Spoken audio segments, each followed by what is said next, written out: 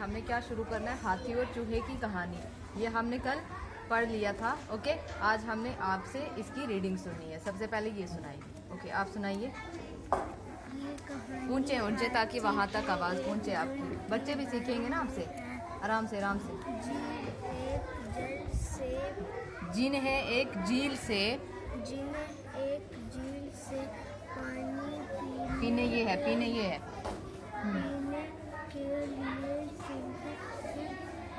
गांव को पार करना पड़ता। Very good. नेक्स्ट कौन पढ़ेगा? नेक्स्ट कौन पढ़ेगा? आगे वाला नहीं आता? ओके, यहाँ से पढ़िए, पढ़े। ये कहानी हाथियों के एक झुंड के बारे में है, जिन्हें एक झील से पानी पीने के लिए चूहों का गांव पार करना पड़ता था। और किसको याद है? नेक्स्ट आइए। ये कहानी ऊंचे ऊंचे हाथियों की एक झुंड के बारे की में है, जो एक जिन्हें एक झील से अच्छा यहाँ देखिए, पीने के लिए चूहों का गांव पार करना पड़ता था। Very good. आज हम आपको हाथी और चूहे की कहानी फिर से तस्वीरों की मदद से समझाने की कोशिश करेंगे। जैसे ये हैं हाथी, ये कहाँ जा रहे थे? आज हम इसको जर्नली पढ़ेंगे, ठीक है। आज हम इसको यहाँ से पढ़ के नहीं समझेंगे, आज हम इसको खुद जैसे कहानी का खुलासा निकालते हैं ना, जैसे खबरों का खास खुलासा होता है, तो इसी तरीके से हम कहानी का खास खुलासा निकालेंगे, ठीक है। कैसे निकालेंगे? जैसे अभी आप देख सकते हैं, ये देखो सारे बच्चे यहाँ पे, ये हाथियों का झुंड जो है वो कहाँ जा रहा है? पानी पीने के लिए एक झील में जाते थे, लेकिन उनको एक मुश्किल आती थी। क्या मुश्किल आती थी, मुझे बताएंगे? ऊंचे बोलो। हाँ, चूहों का गांव। लेकिन वो चूहे इन हाथियों की वजह से क्या थे? परेशान थे। क्यों परेशान थे? क्योंकि वो इनके पाँव के नीचे आके क्या हो जाते थे? कुचले जाते थे, यानी कुछ मर भी जाते थे। और चूहों एक दिन क्या किया? चूहों के सरदार ने, किसने क्या किया? चूहों के सरदार ने आके हाथियों को बोला कि आप अपना रास्ता बदल लें। ऊंचे बोलें थोड़ा। आप अपना रास्ता बदल लें, क्योंकि हमें आपकी वजह से हमारी जान, कहीं चूहों की जान चली गई है। तो ये देखो, हाथियों का बादशाह अच्छे से क्या हुआ? हाथियों का बादशाह ने क्या किया? वो उनकी बात मान गया। उन्होंने अपना रास्ता बदल लिया और वो दूसरे रास्ते की तरफ चले गए, यानी पानी पीने के लिए दूसरे रास्ते की तरफ चले जाते थे। फिर क्या हुआ? एक दिन वो किसके जाल में आ गए? शिकारियों के जाल में आ गए, और उस जाल में से वो निकल नहीं पाए।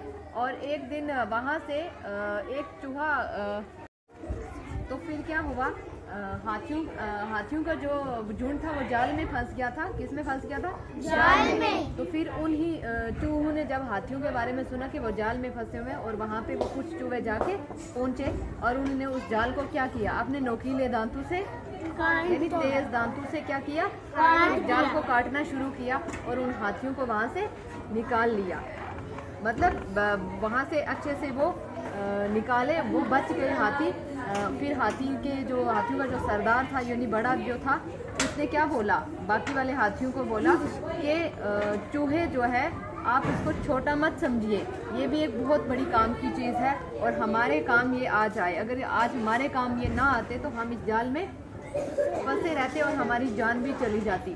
तो हाथियों ने क्या किया था? पहले उनके साथ, उनके रास्ते से गुजरते थे, गांव से गुजरते थे, देखते नहीं थे कि नीचे हमारे पाँव के नीचे चूहा आ गया है या कुछ आ गया है, लेकिन चूहों ने फिर भी उनको क्या किया था? बोला था कि आप अपना रास्ता बदल लें। लेकिन हाथियों के सरदार ने तो मान लिया था। फिर हाथियों के सरदार और झुंड समेत जो है क्या हुआ था? झुंड समेत जो है क्या हुआ था? जाल में फंस गए थे। फिर चूहों ने ही उनको मदद की। आप देख सकते हैं ना, जाल में आ गए थे, किसके? शिकारियों के जाल में। तो चूहे ने उसको, ये देखो, काटना, शक्ल की मदद से हम देखें तो चूहे ने उसको काटना शुरू कर दिया, और सब हाथी जो है वो बच गए और खुशी खुशी अपने घर चले गए। तो कहते हैं कि लास्ट पे कहानी का एंड जब होता है कहते हैं कि चूहों के शुक्रगुजार हुए कौन? हाथी। और राजा हाथी को एहसास हुआ कि चूहों की ताकत को कम नहीं समझना चाहिए। ठीक है, मैंने क्लास वर्क के लिए ये बताया। हाथी यहाँ पे अल्फाज को तोड़कर लिखवाइए। अल्फाज को आपको मैंने तोड़कर लिखवा दिया है। ठीक है, हे अलिफ ते है की बनी है हाथी, तो यहाँ पे तोड़ के लिखवा दिए मैंने अच्छे से और आपको समझा भी दिए। ओके, तो यहाँ पे आपने होमवर्क में क्या करना है, हरूफ को मिलाकर लिखवाइए। उर्दू तब भी आपको आएगी जब आप लफ्ज़ों को जो है वो तोड़ कर लिखोगे और जोड़ कर लिखोगे। विद स्पेलिंग आप उर्दू को पढ़ोगे तभी जाके आपको बड़ी क्लासों में जाके उर्दू होगी। ऐसे ही इंग्लिश भी होती है। ठीक है, इंग्लिश में भी ऐसे ही आपको क्या करना है, लफ्ज़ों को पहले जोड़, मतलब जैसे ONE क्या बनेगा 1, तो अभी आपको देखो एक एक वर्ड जोड़ा हुआ है ना, तो तभी जाके बना है। ठीक है, तो इसी तरीके से उर्दू में भी बनता है। बेस जो होता है ना, बेस एक बार बन जाता है उसके बाद फिर क्या होता है, ऑटोमेटिकली यानी खुद से ही सबक आना शुरू हो जाता है। जब आप ये चीज़ करोगे आज से ही सारे बच्चे। ठीक है, मैं सभी के लिए बोल रही हूँ, एक को नहीं। ओके, समझ आ गई? तो ठीक है, करते हैं इसको एंड यहीं पे।